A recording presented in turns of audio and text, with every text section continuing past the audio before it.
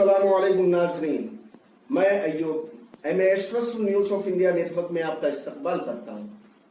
देखते हैं आज की अहम और सच्ची। एक घाव को बार बार खुरोदने से वहां खून ही निकालेगा। बार बार खुरोदने से सेप्टिक भी हो सकता है। इसीलिए मैं ज़्यादा खुरोचती नहीं अपना बीती जिंदगी को। फिर भी 2 शब्द में मैं अपना अनुभव सुनाना चाहूँगी। मेरा जिंदगी एक बचपन तो अच्छा गांव में ही गुजरा। बचपन बहुत अच्छा था, पढ़ाई के समय भी अच्छा था, लेकिन जब संसार शुरू किया तो एक के बाद एक बहुत सारा ऐसे आंधी तूफान आया जो मेरे जिंदगी को तहस नहस कर दिया। जितने जिंदगी में जितने हरियाली था उसको उड़ा कर ले गया। कोई कहते हैं ये हम संसार में जो जीते हैं हम लोगों को बहुत सारा खिलौनाएं मिल जाता है, जिसलिए भगवान हमको भेजे हैं उसको हम भूल जाते हैं।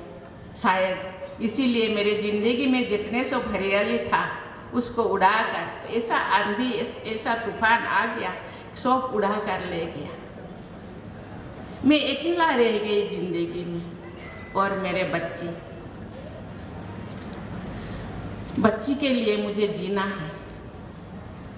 जीने के लिए कुछ ऐसा साधन चाहिए, कुछ ऐसा सहारा चाहिए, क्योंकि मैं अपने आप को बहुत ज़्यादा दुर्बल महसूस करती थी। मैं समझती थी मुझे इतना ऐसा सहारा चाहिए जहाँ कि मैं जी सकूं, जिसके सहारे में जी सकूं। जिंदगी में मैं बहुत सारे ऐसे संस्थानों से मैं जुड़ी हूँ। मैं बहुत सारा भक्ति करती थी। मुझे पता नहीं वो संस्थानों का नाम यहाँ लेना मैं नहीं चाहूँगी। वो बिना पूजा किए मैं खाना नहीं खाती थी। दिन रात कोई भजन, रात को 4 बजे 3 बजे उठकर शहर परिक्रमा भी करती थी, कीर्तन भी करती थी। बहुत सारा है कि जिंदगी में ऐसे नेगेटिविटी ना आ जाए कि मेरे परिवार को ऐसे नजर ना लग जाए। लेकिन ये भक्ति शायद मेरा भक्ति इतना गहरा नहीं था, नेगेटिविटी शायद ज़्यादा था। ये मेरा मन में ही शायद ऐसा गंदगी था जो पॉजिटिविटी मेरे जिंदगी में शायद नहीं आ सका।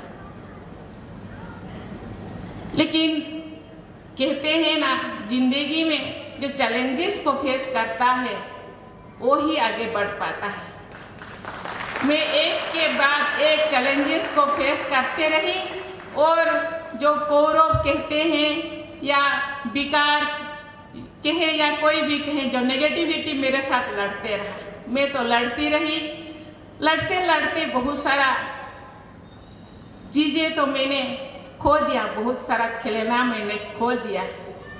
लेकिन बाद में मुझे ऐसा कोई महसूस हुआ, कोई ऐसा फरिश्ता बन के मेरे जिंदगी में आया कि तुम्हें वहाँ जाना है।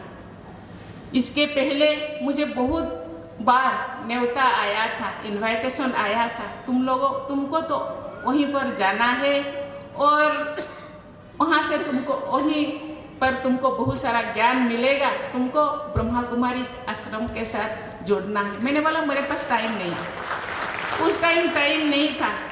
शायद उसी दिन वो फरिश्ता का बातें मैंने सुनता, शायद जितना जो आंधी तूफान मैंने सामना किया शायद वो नहीं आता।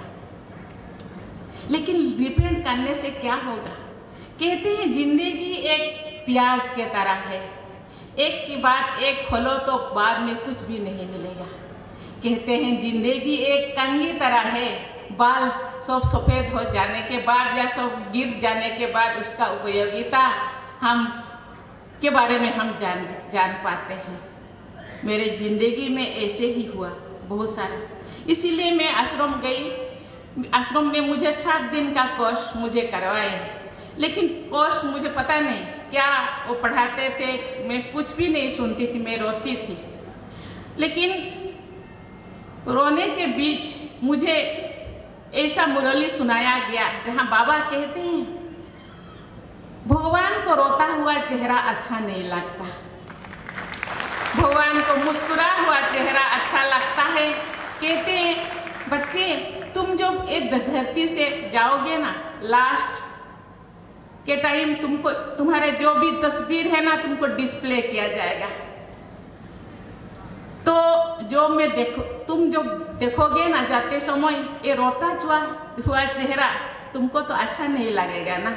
मैंने सोचा सही बात नहीं। उस दिन से मैं कभी नहीं आंखों से कभी नहीं आंसू बहाया। उस दिन से मैंने अपने आप को चट्टान से सारा महसूस किया। और रोज 3:30 बजे, क्योंकि ये तो कोई भी सैक्रिफाइस करना पड़ता है। अब सैक्रिफाइस करने के बिना कहते हैं ना कष्ट नहीं करने से कुछ न भी नहीं मिलेंगे।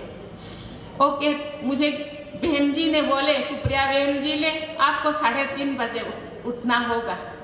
और कहते हैं 3:30 बजे ब्रह्म मुहूर्त होता है, जहाँ ब्रह्मा के शरीर में परमपिता परमात्मा ने धरती पे आते हैं और अपने बच्चों को आशीर्वाद देते हैं। मैं पहले से ही तो ऐसे आदत में बनाई थी कि मैं 4 बजे उठ जाती थी, लेकिन मुझे 3:30 बजे उठने का आदत मैंने बना दिया।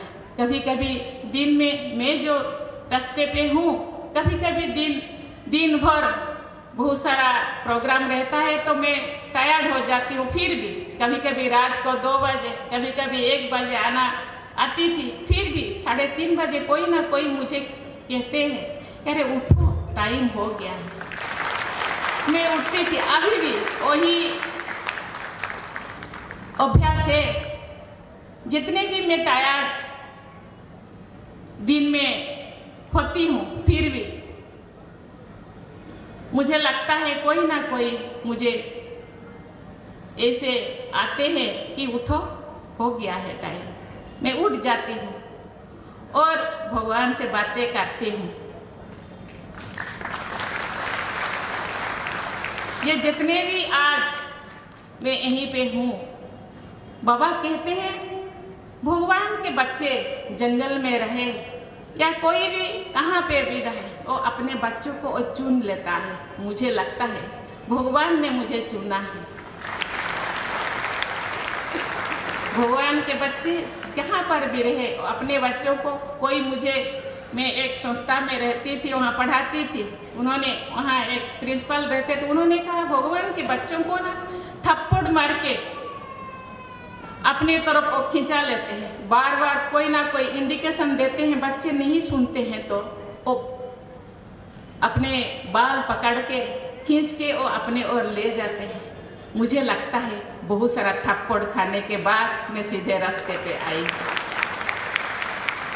इसीलिए मैं कहना चाहूँगी, हम जब ठंडा के दिन गरम कपड़ा पहनते हैं, बारिश से अपने आप को सुरक्षित करने के लिए घर बनाते हैं,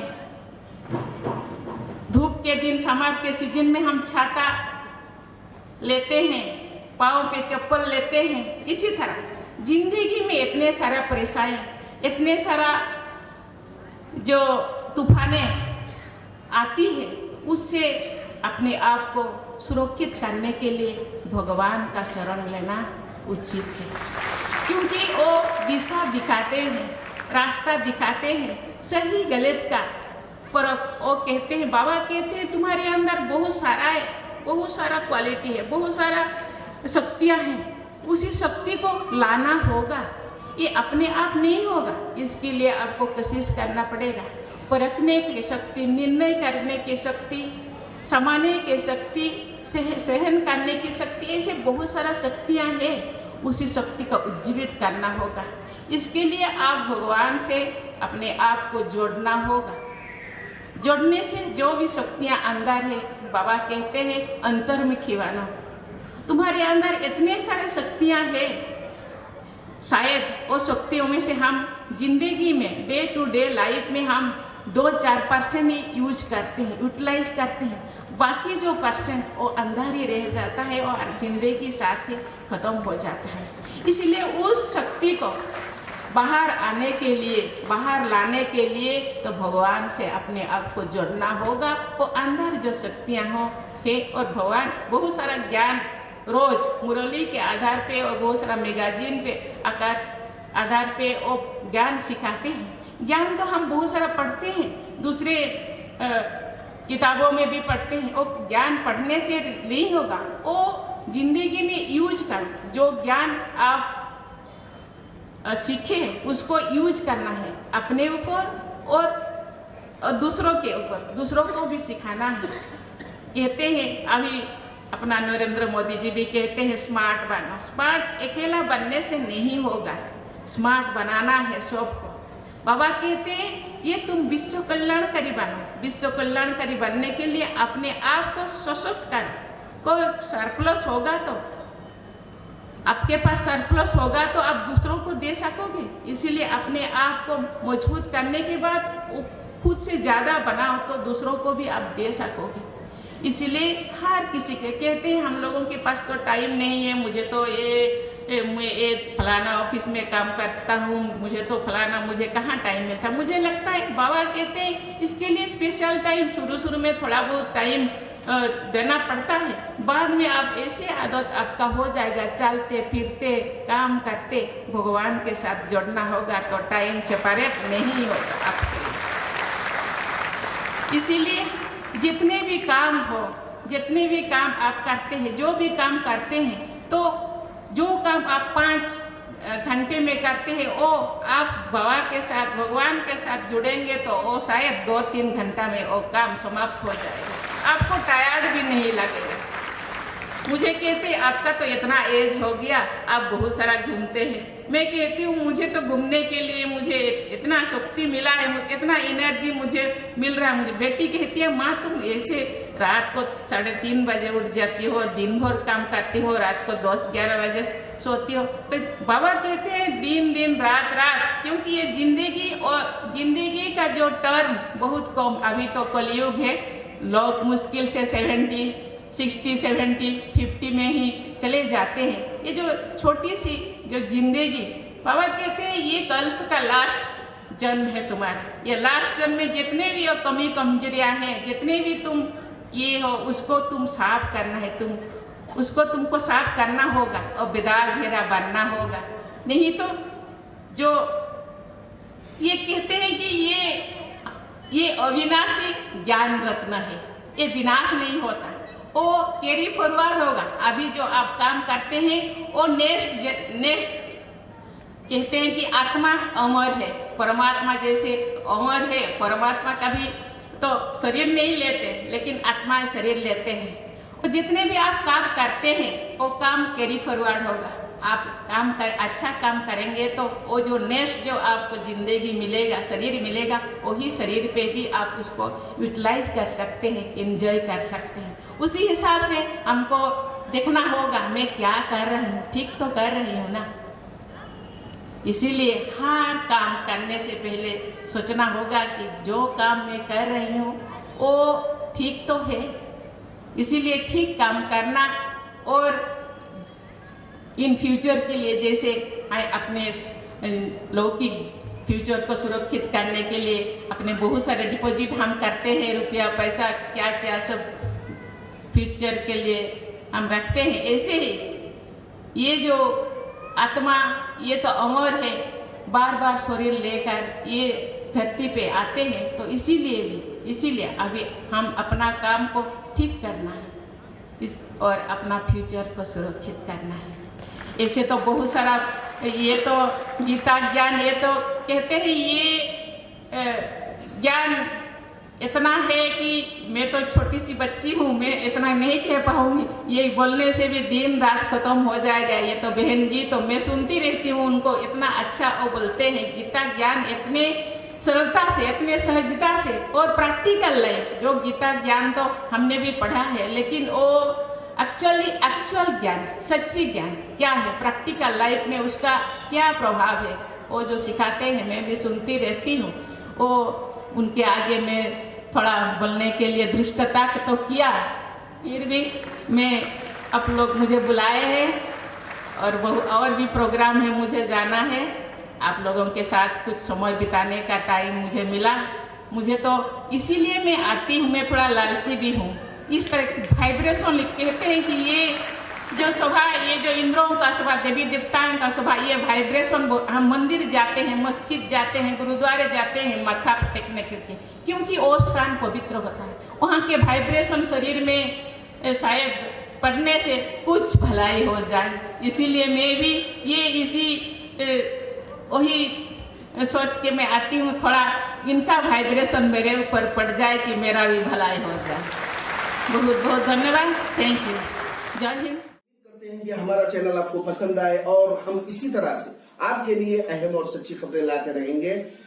हम आपसे रिक्वेस्ट करते हैं कि हमारे चैनल को प्लीज फॉलो कीजिए, शेयर कीजिए, लाइक कीजिए।